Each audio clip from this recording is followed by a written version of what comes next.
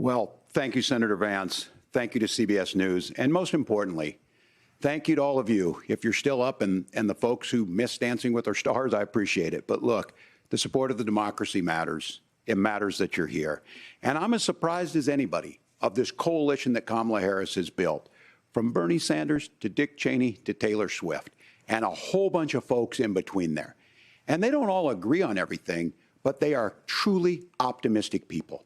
They believe in a positive future of this country and one where our politics can be better than it is. And I have to tell you, that better than it is the sense of optimism that there can be an opportunity economy that works for everyone, not just to get by, but to get ahead. And the idea that freedom really means something. Not the freedom of government to be in your bedroom or exam room, but the freedom for you to make choices about yourself. Now, look, we all know who Donald Trump is. He's told us, and as Maya Angelou said, believe him when he told you that. His first inaugural address talked about American carnage, and then he spent 4 years trying to maybe do that. Senator Vance tonight made it clear he will stand with Donald Trump's agenda. He will continue to push down that road. Excuse me. Kamala Harris gives us a different option. Now, I'll have to tell you, I'm going to be careful about the quotes, but there's one that Senator Vance said that does resonate with me. He said, Donald Trump makes the people I care about afraid. A lot of America feels that way. We don't need to be afraid. Franklin Roosevelt was right. All we have to fear is fear itself. Kamala Harris is bringing us a new way forward. She's bringing us a politics of joy. She's bringing real solutions for the middle class, and she's centering you at the heart of that. All the while asking everyone, join this movement, make your voices heard. Let's look for a new day where everybody gets that opportunity and everybody gets a chance to thrive. I humbly ask for your vote on November 5th for Kamala Harris. Governor Walz, thank you. Senator Vance, your closing statement. Well, I want to thank Governor Walz, you folks at CBS, and of course the American people for tuning in this evening. And one of the issues we didn't talk about was energy. And I remember when I was being raised by my grandmother, when she didn't have enough money to turn on the heat some nights because Ohio gets pretty cold at night and because money was often very tight.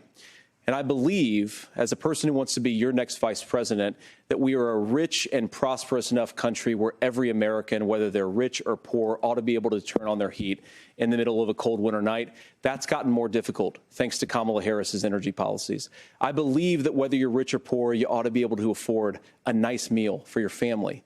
That's gotten harder because of Kamala Harris's policies. I believe that whether you're rich or poor, you ought to be able to afford to buy a house. You ought to be able to live in safe neighborhoods. You ought to not have your communities flooded with fentanyl. And that, too, has gotten harder with because of Kamala Harris's policies. Now, I've been in politics long enough to do what Kamala Harris does when she stands before the American people and says that on day one, she's going to work on all these challenges I just listed. She's been the vice president for 3.5 years. Day one was 1,400 days ago, and her policies have made these problems worse. Now, I believe that we have the most beautiful country in the world. I meet people on the campaign trail who can't afford food, but have the grace and generosity to ask me how I'm doing and to tell me they're praying for my family. What that has taught me is that we have the greatest country, the most beautiful country, the most incredible people anywhere in the world. But they're not going to be able to achieve their full dreams with the broken leadership that we have in Washington. They're not going to be able to live their American dream if we do the same thing that we've been doing for the last 3.5 years.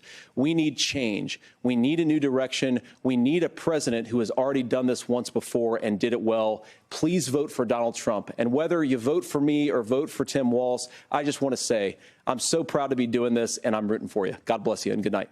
Thanks for watching. Stay updated about breaking news and top stories on the NBC News app or follow us on social media.